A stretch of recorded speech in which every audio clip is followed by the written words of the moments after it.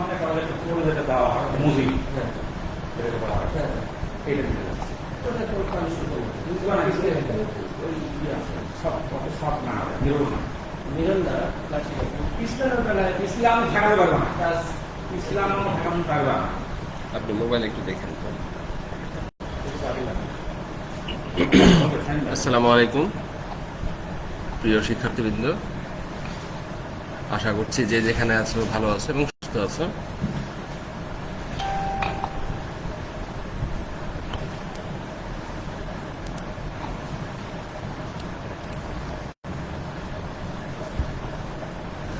সামাজিক বিজ্ঞানের ক্লাসে সবাইকে স্বাগত জানাচ্ছি।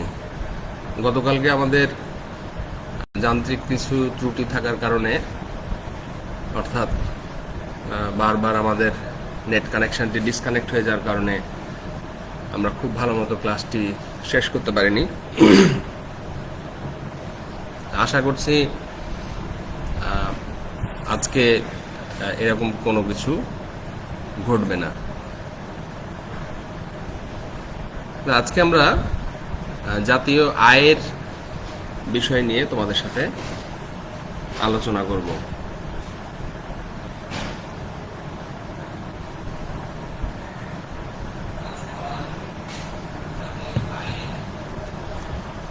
অর্থাৎ জাতীয় আয় এবং জাতীয় আয় পরিমাপের পদ্ধতিগুলো হচ্ছে আজকে আমাদের আলোচনার বিষয়। তো সবার আগে জানা প্রয়োজন জাতীয় আয় কি। জাতীয় আয় বলতে আমরা বুঝি নির্দিষ্ট সময়ে, সাধারণত এক বছরে যেসব বস্তুগত ও অবস্তুগত দ্রব্য সামগ্রী এবং সেবাকর্ম উৎপাদিত হয় তার আর্থিক মূল্যের পরিমাণকে বলা হয় জাতীয় আয়। অর্থাৎ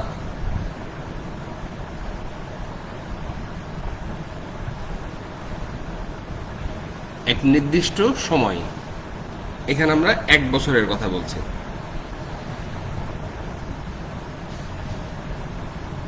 এক বছরে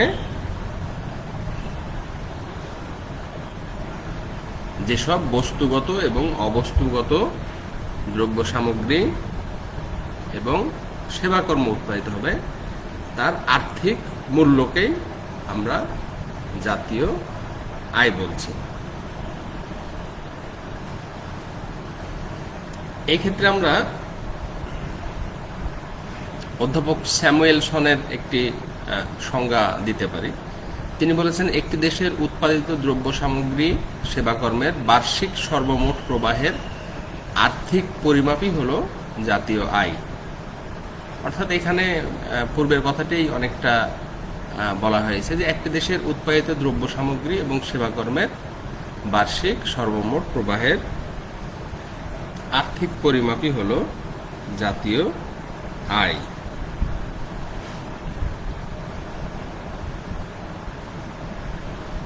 অধ্যাপক ফিশারের মতে জাতীয় আয় হলো কোনো নির্দিষ্ট সময়ে সমাজের মোট ভোগ ও বিনিয়োগ ব্যয়ের সমষ্টি। অর্থাৎ অধ্যাপক ফিশার জাতীয় আয় বলতে একটি সমাজের মোট ভোগ এবং বিনিয়োগ ব্যয়ের সমষ্টিকে বুঝিয়েছেন।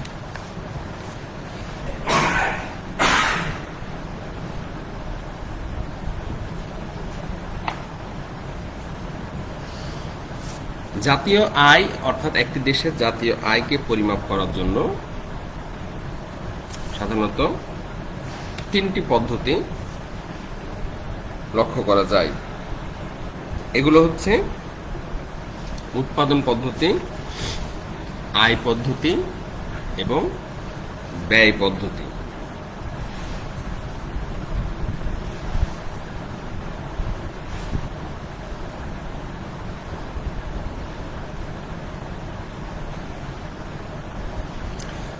উৎপাদন পদ্ধতি বলতে আসলে কি বোঝায়?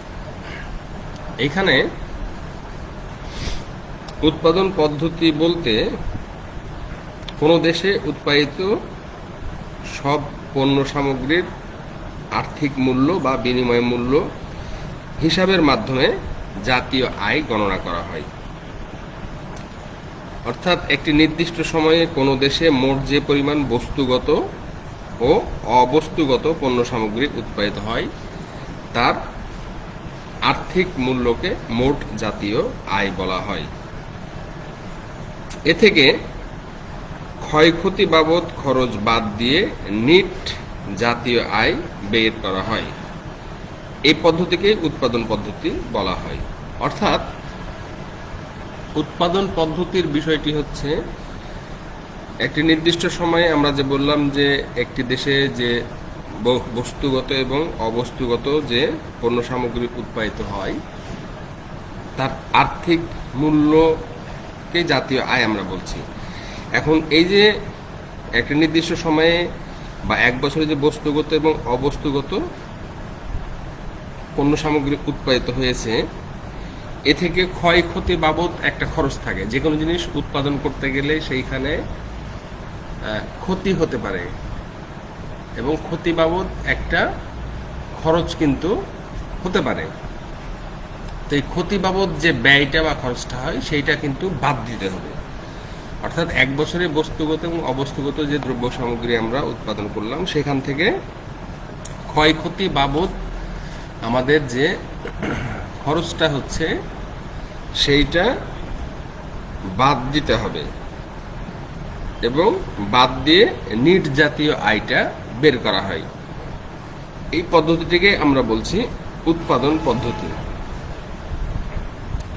উৎপাদন পদ্ধতিতে জাতীয় আয় পরিমাপের সময় কিছু বিষয়ের দিকে লক্ষ্য রাখতে হয়। অর্থাৎ উৎপাদন পদ্ধতির মাধ্যমে যখন আমরা জাতীয় আয়টা বের করি তখন কিছু বিষয়ের দিকে লক্ষ্য রাখতে হয়। যেমন বিষয়গুলো হচ্ছে এরকম যে একই দ্রব্য বা একই জিনিস যেন দুইবার গণনা করা না হয় সেদিকে লক্ষ্য রাখতে হবে। অর্থাৎ আমরা জাতীয় আয়টা যখন বের করছি তখন উৎপাদন পদ্ধতির অধীনে একই জিনিসকে যেন দুইবার গণনা না করা হয় সেটা খেয়াল রাখতে হবে। এর পাশাপাশি মোট জাতীয় উৎপাদন হতে ক্ষয়ক্ষতিজনিত যে ব্যয় আছে সেইটা বাদ দিতে হবে। যেমনটা আমরা বললাম উৎপাদন করতে গেলে কিছু ক্ষয়ক্ষতিজনিত ব্যয় হতে পারে, তাহলে এটাকেও বাদ দিতে হবে। ব্যক্তিগত কাজকর্ম বা সেবা কার্য বা আর্থিক মূল্য বিনিময় হয় না তা জাতীয় আয়ের অংশ হিসেবে গণ্য করা যাবে না। ব্যক্তিগত কাজকর্ম বা সেবা কার্য যা আর্থিক মূল্যে বিনিময় হয় না এইটাকে জাতীয় আয়ের অংশ হিসেবে গণ্য করা যাবে না। বিদেশ হতে অর্জিত অর্থ জাতীয় আয়ের সাথে যোগ দিতে হবে। অর্থাৎ বিদেশ থেকে যে অর্থটা অর্জন করবে একটি রাষ্ট্র সেইটা জাতীয় আয়ের সাথে যোগ দিতে হবে এবং বিদেশের প্রাপ্য অর্থ জাতীয় আয় হতে বাদ দিতে হবে। একই সাথে বলা হচ্ছে কি যে বিদেশের প্রাপ্য অর্থ জাতীয় আয় হতে বাদ দিতে হবে। আর আরেকটা গুরুত্বপূর্ণ বিষয় যেটা বিবেচনা করতে হবে জাতীয় আয় পরিমাপের ক্ষেত্রে বিশেষ করে উৎপাদন পদ্ধতির আওতায় সেটি হচ্ছে জাতীয় আয় পরিমাপের সময় দ্রব্যের বাজার মূল্য হতে পরোক্ষ কর বাদ দিয়ে হিসাব করতে হবে। অর্থাৎ দ্রব্যের বাজার মূল্য হতে পরোক্ষ করের যে বিষয়টি আছে এইটি বাদ দিয়ে এইখানে এটিকে হিসেব করতে বলা হয়েছে। তো মোটামুটি এরকম কিছু বিষয় আছে যেগুলো উৎপাদন পদ্ধতির আওতায় বিশেষভাবে খেয়াল রাখতে হবে। এর পরের পদ্ধতিটি হচ্ছে আয় পদ্ধতি। অর্থাৎ আমরা উৎপাদন পদ্ধতির কথা বললাম, এর পরেরটি হচ্ছে আয় পদ্ধতি। এই পদ্ধতি অনুযায়ী উৎপাদনের বিভিন্ন উপাদানের পারিশ্রমিক যোগ করে জাতীয় আয় গণনা করা হয়। অর্থাৎ এই পদ্ধতিতে বলা হচ্ছে উৎপাদনের বিভিন্ন উপাদানের পারিশ্রমিক যোগ করে জাতীয় আয় গণনা করা হয়। জমির খাজনা, শ্রমিকের মজুরি, মূলধনের সুদ এবং সংগঠকের মুনাফা প্রভৃতি যোগ করে জাতীয় আয় পরিমাপ করা হয়। অর্থাৎ এখানে বলা হচ্ছে যে উৎপাদনের বিভিন্ন উপাদানের পারিশ্রমিক যোগ করে জাতীয় আয় গণনা করা হয়, যার মধ্যে আমরা বলছি জমির খাজনা, শ্রমিকের মজুরি, মূলধনের সুদ এবং সংগঠকের মুনাফা প্রভৃতি যোগ করে জাতীয় আয় পরিমাপ করা হয়। দেশের সব লোকের আয় হিসাবের মাধ্যমে জাতীয় আয় গণনা করা হয়। অর্থাৎ দেশের সব লোকের আয় হিসাবের মাধ্যমে এখানে জাতীয় আয়টা গণনা করা হয়। একটি নির্দিষ্ট সময়ে দেশের সব ভূমির খাজনা হতে পারে, শ্রমিকের মজুরি হতে পারে, মূলধনের সুদ হতে পারে এবং সংগঠকের মুনাফা প্রভৃতির যোগফলকে জাতীয় আয় বলা হয়। এ পদ্ধতিতে জাতীয় আয় পরিমাপ করাকে আয় পদ্ধতি বলা হয়। অর্থাৎ একটি নির্দিষ্ট সময়ে দেশের সব ভূমির খাজনা, শ্রমিকের মজুরি, মূলধনের সুদ এবং সংগঠকের মুনাফা প্রভৃতির যোগফলকেই জাতীয় আয় বলা হচ্ছে এবং এই পদ্ধতিতে জাতীয় আয় পরিমাপ করাকেই আমরা কি বলবো? আয় পদ্ধতি বলবো। এখানে অর্থনীতিবিদ হিক্স বলেছেন, জাতীয় আয় পরিমাপের বিভিন্ন পদ্ধতির মধ্যে আয় পদ্ধতি সর্বোৎকৃষ্ট। অর্থাৎ এই ক্ষেত্রে অধ্যাপক হিক্স এই আয় পদ্ধতির গুরুত্বের কথা বলতে গিয়ে বলেছেন যে জাতীয় আয় পরিমাপের যতগুলো পদ্ধতি আছে তার মধ্যে সর্বোৎকৃষ্ট পদ্ধতি হচ্ছে আয় পদ্ধতি। যুক্তরাজ্য ও পৃথিবীর কয়েকটি উন্নত দেশে এই পদ্ধতি প্রচলিত আছে। আয় পদ্ধতিতে জাতীয় আয় পরিমাপের সময় কিছু বিষয়ের প্রতি লক্ষ্য রাখা উচিত। যেমনটা আমরা উৎপাদন পদ্ধতির ক্ষেত্রেও বলেছিলাম যে কিছু বিষয় আছে যেগুলো বিবেচনার মধ্যে রাখতে হবে। তা এক্ষেত্রেও কিন্তু কিছু বিষয়ের কথা বলা হচ্ছে, অর্থাৎ এই ক্ষেত্রে বলতে আয় পদ্ধতির মধ্যে, যেমন হস্তান্তর পাওনাসমূহ, অবসর ভাতা, বেকার ভাতা, ভিক্ষুকের আয় প্রভৃতি জাতীয় আয়ের হিসাব হতে বাদ দিতে হবে। অর্থাৎ এগুলোকে অবসরকালীন যে ভাতা দেওয়া হয় বা বেকার ভাতা যেটা দেওয়া হয় বা ভিক্ষুক যা কিছু ইনকাম করেন, আয় করেন, এগুলো জাতীয় আয়ের হিসাব থেকে কিন্তু বাদ দিতে হবে। যেসব দ্রব্য বা কাজের জন্য কোনো আর্থিক মূল্য দেয়া হয় না তা জাতীয় আয়ের হিসাব থেকে বাদ দিতে হবে। এরকম কিছু কাজ থাকতে পারে যেগুলোর কোনো আর্থিক মূল্য দেয়া হয় না, কাজ করা হচ্ছে কিন্তু কোনো আর্থিক মূল্য দেয়া হচ্ছে না, এগুলোকেও জাতীয় আয়ের হিসাব থেকে বাদ দিতে হবে। শিল্প ও ব্যবসা প্রতিষ্ঠানের অবণ্টিত মুনাফা ও সংরক্ষিত তহবিলে জমা রাখা হয় তা জাতীয় আয়ের অন্তর্ভুক্ত হবে। শিল্প বা ব্যবসা প্রতিষ্ঠানে অবণ্টিত মুনাফা, যেটা ডিস্ট্রিবিউট করা হয় না কিন্তু মুনাফা, যা সংরক্ষিত তহবিলে জমা থাকে, অর্থাৎ এটা ডিস্ট্রিবিউট হয় না, ভাগ করা হয় না, কিন্তু এটা তহবিলে জমা থাকে, এটা জাতীয় আয়ের অন্তর্ভুক্ত হবে। অনুৎপাদনশীল ঋণ হতে প্রাপ্ত সুদ জাতীয় আয়ের হিসেব হতে বাদ দিতে হবে। অর্থাৎ এখানে অনুৎপাদনশীল খাত ঋণ হতে প্রাপ্ত সুদ আছে যেটা জাতীয় আয়ের হিসাব থেকে বাদ দিতে হবে। আন্তর্জাতিক বাণিজ্যের নিট পাওনা জাতীয় আয়ের সাথে যোগ করতে হবে এবং নিট দেনা জাতীয় আয় হতে বিয়োগ করতে হবে। আন্তর্জাতিক বাণিজ্যের নিট পাওনা, পাওনা বলতে আমরা বুঝি এটি জাতীয় আয়ের সাথে যোগ হবে, এবং নিট দেনা, তাই না, ঋণ বা যেটি পাওনা আছে আমার কাছ থেকে পাবে আন্তর্জাতিক অঙ্গনে, সেটি জাতীয় আয় হতে বিয়োগ করতে হবে। এই বিষয়গুলো আয় পদ্ধতির অধীনে আমাদেরকে খেয়াল রাখতে হবে। আর এরপরে 3 নম্বর যে বিষয়টি আছে সেটি হচ্ছে ব্যয় পদ্ধতি। অর্থাৎ জাতীয় আয় পরিমাপের ক্ষেত্রে আমরা যে 3টি পদ্ধতির কথা বলছি, উৎপাদন পদ্ধতি, আয় পদ্ধতি, আরেকটি হচ্ছে ব্যয় পদ্ধতি। ব্যয় পদ্ধতি হচ্ছে বিভিন্ন শ্রেণীর দ্রব্য বা সেবার জন্য জনগণের মোট ব্যয় লিপিবদ্ধ করে তার সমষ্টির ভিত্তিতে জাতীয় আয় পরিমাপ করা হয়। অর্থাৎ বিভিন্ন শ্রেণীর দ্রব্য বা সেবার জন্য জনগণের মোট যে ব্যয়, সেইটাকে লিপিবদ্ধ বা লিখে রেখে তার সমষ্টির ভিত্তিতে জাতীয় আয় পরিমাপ করা হয়। যেহেতু দ্রব্য ও সেবার জন্য জনগণের ব্যয় ওই সকল দ্রব্য ও সেবার মূল্য, সেহেতু ব্যয়ের সমষ্টি নিয়ে উৎপাদিত দ্রব্য ও সেবার মোট আর্থিক মূল্য নির্ণয় করা যায়। ব্যয়ের সমষ্টি নিয়ে জাতীয় আয় নির্ণয় করা হয় বলে এই পদ্ধতিকে ব্যয় পদ্ধতি বলা হয়। অর্থাৎ যেহেতু জনগণের ব্যয়ের সমষ্টি অর্থাৎ টোটাল যে ব্যয় সেটিকে লিপিবদ্ধ করে এর সমষ্টি দিয়ে জাতীয় আয় নির্ণয় করা হয় বলেই এই পদ্ধতিটিকে আমরা বলছি ব্যয় পদ্ধতি। ব্যয় পদ্ধতির ক্ষেত্রেও কিছু গুরুত্বপূর্ণ বিষয় আছে। যে ব্যয় পদ্ধতিটা আমরা যে বিভিন্ন খাতের ব্যয়ের হিসেব করব, সেই ব্যয়গুলো বিভিন্ন ধরনের হয়ে থাকতে পারে।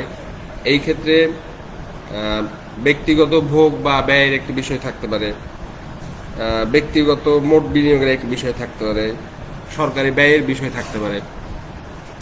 তো এই ক্ষেত্রে যদি আমরা ব্যক্তিগত ভোগ বা আয়ের কথা বলি, তাহলে এটি হচ্ছে যে ব্যক্তিগত ভোগ বা ব্যয় বলতে ভোগ্যদ্রব্য ক্রয়ের জন্য ব্যয়কে বোঝায়।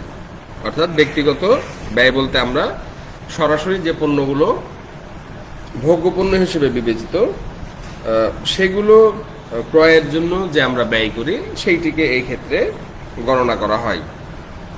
আর ব্যক্তিগত খাতে মোট বিনিয়োগ বলতে ব্যক্তি খাতের বিনিয়োগ ব্যয় বলতে মূলধন বা দ্রব্যের জন্য ব্যবসায়িক খাতের ব্যয়কে বোঝায়। অর্থাৎ ব্যক্তিগত খাতে বা ব্যক্তি খাতে মোট বিনিয়োগ বলতে ব্যক্তি খাতের বিনিয়োগ ব্যয় অর্থাৎ মূলধন দ্রব্যের জন্য ব্যবসায়ী খাতের ব্যয়কে বোঝায়। সরকারি ব্যয় বলতে দেশের আইন শৃঙ্খলা বজায় রাখা, প্রতিরক্ষা, শিক্ষা, স্বাস্থ্য, অর্থনৈতিক উন্নয়ন বিভিন্ন খাতে সরকারের সকল ব্যয় হিসেব করা হয়। অর্থাৎ ব্যয় পদ্ধতি অনুযায়ী উপরোক্ত 3 খাতের ব্যয়ের যোগ করে জাতীয় আয়ের বিষয়টি নির্ধারণ করা হয়। যেহেতু আমরা জাতীয় আয় পরিমাপের পদ্ধতি নিয়ে কথা বলছি, এই ক্ষেত্রে আমরা বললাম যে ব্যয় পদ্ধতির অধীনে ব্যক্তিগত ভোগ বা ব্যয়ের বিষয়, ব্যক্তিগত খাতে মোট বিনিয়োগ এবং সরকারি ব্যয়, এই 3 ধরনের ব্যয়ের হিসেব করে মূলত জাতীয় আয়ের বিষয়টি পরিমাপ করা হয়। আমরা কোন দেশের জাতীয় আয় প্রধানত উৎপাদন পদ্ধতি, আয় পদ্ধতি এবং ব্যয় পদ্ধতির মাধ্যমে পরিমাপ করা হয়। অবশ্য জাতীয় আয় যে পদ্ধতিতে পরিমাপ করা হোক না কেন, এর ফলাফল কিন্তু একই হয়। জাতীয় আয় যে পদ্ধতিতে পরিমাপ করা হোক, সেটা উৎপাদন পদ্ধতি হোক কিংবা আয় পদ্ধতি হোক কিংবা ব্যয় পদ্ধতি হোক, এর ফলাফলটি কিন্তু মোটামুটি একই রকম হবে। কারণ একটি বছরে মোট যে দ্রব্য সামগ্রী উৎপন্ন হয়, তাই আবার শ্রম, মূলধন, ভূমি এবং সংগঠনের মধ্যে মজুরি, সুদ, খাজনা ও মুনাফা হিসেবে বণ্টিত হয়। সুতরাং জাতীয় উৎপাদন ও জাতীয় আয় পরস্পর সমান হবে। আবার বিভিন্ন ব্যক্তি যা মজুরি কিংবা সুদ অথবা খাজনা বা মুনাফা হিসেবে আয় করে, তার কিছু অংশ ভোগ্যদ্রব্য ক্রয় করতে ব্যয় করা হয় এবং বাকি অংশ বিনিয়োগ করা হয়। এজন্য জাতীয় আয় ও জাতীয় ব্যয় পরস্পর সমান হয়। সুতরাং জাতীয় উৎপাদন, জাতীয় আয় এবং জাতীয় ব্যয় একই জিনিসের 3টি ভিন্ন দিক মাত্র। অর্থাৎ মোট হিসেবটা কিন্তু একই হবে। সেইটা উৎপাদনের ভিত্তিতে যদি খেয়াল করা হয় কিংবা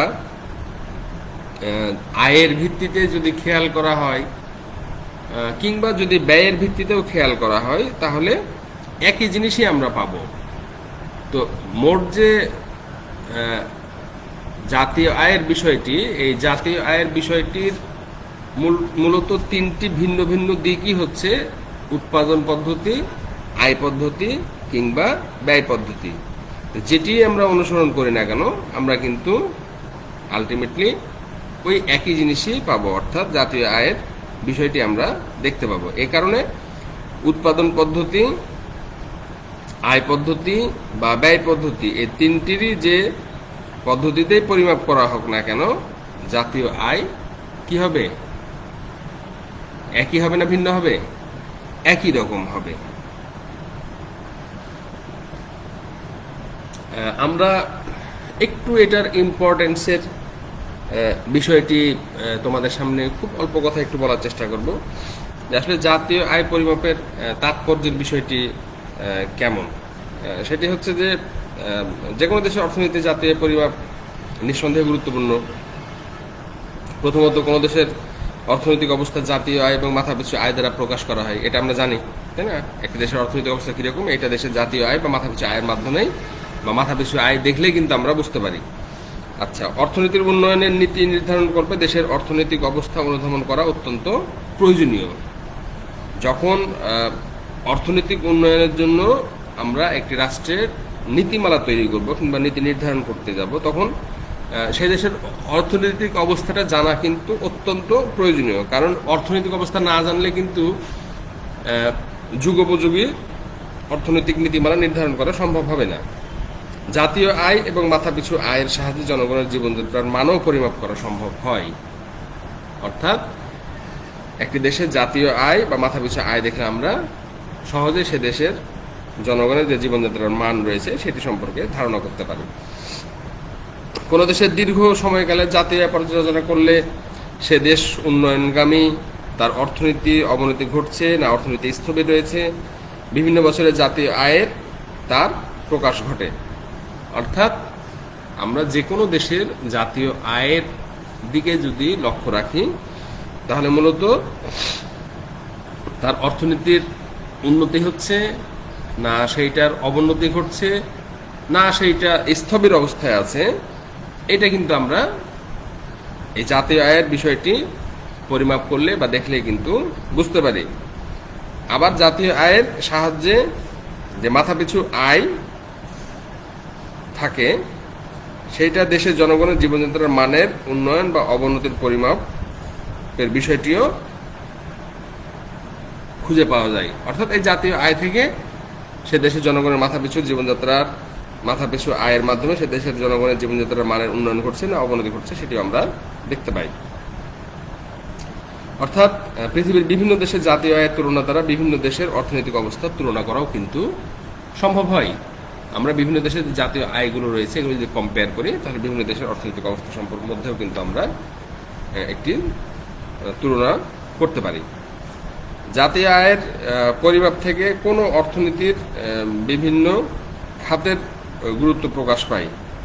যে কোনো অর্থনীতির বিভিন্ন যে খাতগুলো রয়েছে এগুলো জাতীয় আয়ের মাধ্যমেই কিন্তু প্রকাশ পায়। জাতীয় আয়ের কোনো খাতের অবদান কত, কোন খাতের উপর বিভিন্ন খাতের এবং তার বিভিন্ন খাতের উপরে এর গুরুত্বর বিষয়টিও কিন্তু আমরা দেখতে পাই। যে খাতের উৎপাদন সর্বাধিক সেই খাতকে জাতীয় আয়ের সর্বাধিক অবদান রাখতে পারে। এই তুলনামূলক গুরুত্ব থেকে দুর্বল খাতসমূহের উন্নয়নের জন্য পদক্ষেপ গ্রহণ করা সম্ভব হয়। অর্থাৎ একটি দেশের জাতীয় আয় থেকে সে দেশের অর্থনীতিতে যে খাতগুলো রয়েছে যেগুলো গুরুত্বপূর্ণ ভূমিকা পালন করে এগুলোর গুরুত্বের বিষয়টি আমরা সহজেই দেখতে পাই। অর্থাৎ একটি দেশের অর্থনীতিতে কোন খাতগুলো প্রতিনিধিত্বশীল খাত, অর্থাৎ কোন খাতগুলোর গুরুত্ব সব থেকে বেশি বা কোন খাতগুলোর গুরুত্ব তুলনামূলক কম এবং যে খাতগুলোর গুরুত্ব তুলনামূলক কম কিভাবে সেগুলোর উন্নয়ন করা যায়, এই চিত্রটা কিন্তু আমরা জাতীয় আয় থেকে খুব সহজেই বুঝতে পারি। এই জন্য একটি দেশের উন্নয়নের জন্য যে বিভিন্ন খাতগুলো রয়েছে এই খাতগুলো কোনটার গুরুত্ব কীরকম, কোনটার ভূমিকা কীরকম, কোনগুলোর মধ্যে দুর্বলতা রয়েছে সেগুলো সম্পর্কে আমরা এই জাতীয় আয় পরিমাপের মাধ্যমে বা জাতীয় আয় থেকে কিন্তু একটি সুস্পষ্ট দিক নির্দেশনা পাই। আয় পদ্ধতিতে জাতীয় আয় নিরূপণ করা হলে অর্থনীতিতে উৎপাদনের উপাদানসমূহের তুলনামূলক গুরুত্ব বোঝা যায়। মজুরি হতে পারে, খাজনা হতে পারে, সুদ বা মুনাফার মধ্যে জাতীয় আয় বিভাজিত অবস্থায় থাকে, বণ্টিত অবস্থায় থাকে, যেটির মান সর্বাধিক জাতীয় আয়ের সর্বোচ্চ অংশে সেই উপাদান ভোগ করে। সাধারণত উন্নত দেশে জাতীয় আয়ের সর্বনিম্ন অংশ শ্রমিকদের নিকট মজুরি হিসেবে পরিশোধ করা হয় এবং সর্বোচ্চ অংশ সুদ বা মুনাফা হিসেবে মূলধন মালিক বা উদ্যোক্তার মধ্যে বণ্টিত থাকে। এই বিভাজন থেকে সমাজের বিভিন্ন অংশের মধ্যে আয়ের অসমতা এবং তা দূর করার জন্য প্রয়োজনীয় পদক্ষেপ গ্রহণ করা যায়। আসলে বিশ্বে বিরাজমান বর্তমান যে অর্থনৈতিক অবস্থায় অর্থনৈতিক উন্নয়ন পরিকল্পনা সকল দেশের জন্যই অপরিহার্য। এই উন্নয়ন পরিকল্পনা প্রণয়নের ভিত্তি হচ্ছে জাতীয় আয় পরিমাপ এবং বিশ্লেষণ। পাশাপাশি সরকারি পর্যায়ে অর্থনীতির বিভিন্ন খাতের নীতি নির্ধারণী এবং সিদ্ধান্ত গ্রহণ প্রক্রিয়ায় জাতীয় আয়ের ব্যাখ্যা, বিশ্লেষণ ও জাতীয় আয়ের পরিসংখ্যান প্রধান ভিত্তি। সুতরাং একটি দেশের অর্থনৈতিক অবস্থা সম্পর্কে সুস্পষ্ট ধারণা নেয়ার জন্য বা পাওয়ার জন্য নিঃসন্দেহে জাতীয় আয় পরিমাপের তাৎপর্য অত্যন্ত গুরুত্বপূর্ণ। আমরা যেটা বললাম যে যখন আমরা কোনো একটা দেশের জাতীয় আয়ের বিষয়গুলো জানতে পারবো, তখনই আমরা নিঃসন্দেহে সেই দেশের জন্য একটি যুগোপযোগী অর্থনৈতিক পরিকল্পনা তৈরি করতে পারবো। পাশাপাশি যখন আমরা সেখানকার প্রতিনিধিত্বশীল খাতগুলো আমরা দেখব, পাশাপাশি প্রতিনিধিত্বশীল খাতগুলোর পাশাপাশি যে সকল খাতে দুর্বলতা রয়েছে সেগুলো কাটিয়ে ওঠার জন্য প্রয়োজনীয় বিষয়গুলো নিয়ে আমাদের আলাপ আলোচনা করার স্কোপ তৈরি হবে। এবং সর্বোপরি আমরা যদি বলি যে মূলত যখন আমরা একটি দেশের জন্য যুগোপযোগী অর্থনৈতিক পরিকল্পনা তৈরি করতে পারবো, তখনই একটি দেশের অর্থনৈতিক উন্নয়ন ত্বরান্বিত হবে। এখানে আমরা ছোট ছোট তিনটি বিষয়ের একটু ধারণা দেবো তোমাদের, দিয়ে আমরা শেষ করবো। আমাদের সময় প্রায় শেষ হয়ে আসছে। যে মোট দেশজ উৎপাদন, অর্থাৎ একটি আর্থিক বছরে কোনো দেশের অভ্যন্তরে যে পরিমাণ দ্রব্য সামগ্রী ও সেবা উৎপাদিত হয় তার আর্থিক মূল্যকেই মোট দেশজ উৎপাদন বলে। মোট জাতীয় উৎপাদন বলতে আমরা কি বুঝবো? একটি আর্থিক বছরে কোনো দেশের নাগরিকগণ দেশের ভেতরে ও বাহিরে যে পরিমাণ চূড়ান্ত দ্রব্য ও সেবা উৎপাদন করে তার আর্থিক মূল্যকে মোট জাতীয় উৎপাদন বলে। অর্থাৎ মোট দেশজ উৎপাদনের ক্ষেত্রে আমরা বললাম যে একটি আর্থিক বছরে কোনো দেশের অভ্যন্তরে, এটা দেশের ভেতরেই মোট দেশজ উৎপাদনের ক্ষেত্রে, মোট দেশজ কথাটা ব্যবহার করা হচ্ছে। তো মোট দেশজ উৎপাদনের ক্ষেত্রে দেশের অভ্যন্তরে যে পরিমাণ দ্রব্য সামগ্রী সেবা উৎপাদিত হয় তার আর্থিক মূল্য। আর যখন মোট জাতীয় বলছি তখন আমরা একটি নির্দিষ্ট আর্থিক বছরে কোনো দেশের নাগরিকগণ দেশের ভেতরে অথবা বাইরে, আমাদের দেশের লোকজন যেমন বিদেশে কর্মরত অবস্থায় আছেন, তাহলে যারা দেশের মধ্যে আছেন তাদের পাশাপাশি যারা দেশের বাইরে আছেন, এই রকম লোকের দ্বারা চূড়ান্ত দ্রব্য সেবা উৎপাদন করে তার আর্থিক মূল্যকে বলা হচ্ছে জাতীয় উৎপাদন। অর্থাৎ দেশজের ক্ষেত্রে শুধুমাত্র দেশের অভ্যন্তরে, কিন্তু যখন জাতীয় উৎপাদন আমরা বলছি তখন এটি দেশের ভেতরে এবং দেশের বাইরে যে সকল নাগরিক আছে উভয়ের ক্ষেত্রে। আরেকটি হচ্ছে নিট জাতীয় উৎপাদন, অর্থাৎ এটি মোট জাতীয় উৎপাদন থেকে মূলধন দ্রব্য সামগ্রীর ক্ষয়ক্ষতির খরচ বাদ দিলে যা অবশিষ্ট থাকে তাকে নিট জাতীয় উৎপাদনের।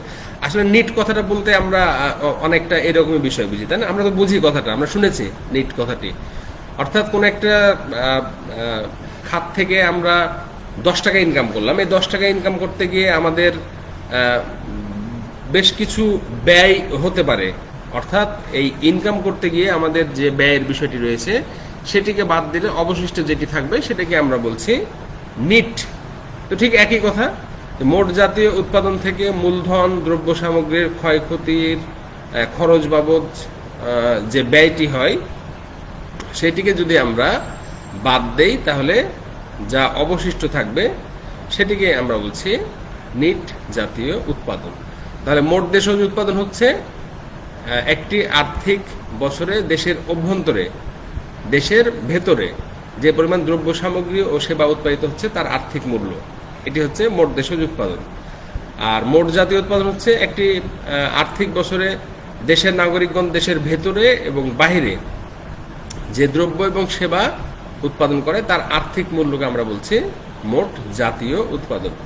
আর নিট জাতীয় উৎপাদন কোনটা? নিট জাতীয় উৎপাদন হচ্ছে মোট জাতীয় উৎপাদন থেকে মূলধন ও দ্রব্য সামগ্রীর ক্ষয়ক্ষতির খরচ যেটি, অর্থাৎ যে ব্যয়টি হচ্ছে আয় করতে গেলে বা ইনকাম করতে গেলে জাতীয় পর্যায়ে যে ব্যয়গুলো হয়, এই ব্যয়গুলো বাদ দিলে যা কিছু অবশিষ্ট থাকে সেটি হচ্ছে নিট জাতীয় উৎপাদন। তো আজ এ পর্যন্তই। অর্থাৎ জাতীয় আয় কি, জাতীয় আয় পরিমাপের যে পদ্ধতি তিনটি রয়েছে, উৎপাদন পদ্ধতি, আয় পদ্ধতি, ব্যয় পদ্ধতি, এবং আমরা সবার শেষে তিনটি ছোট বিষয়ের কনসেপ্ট জাস্ট তোমাদের সামনে উল্লেখ করলাম, যে মোট দেশের উৎপাদন, মোট জাতীয় উৎপাদন এবং নিট জাতীয় উৎপাদন। এই বিষয়গুলো বাসাতে তোমরা নিজেদের মতো করবা। আর আগামী দিন নতুন কোনো একটি বিষয় নিয়ে আবারও তোমাদের সাথে কথা হবে। সেই পর্যন্ত সবাই সুস্থ থাকো, ভালো থাকো। আল্লাহ হাফেজ।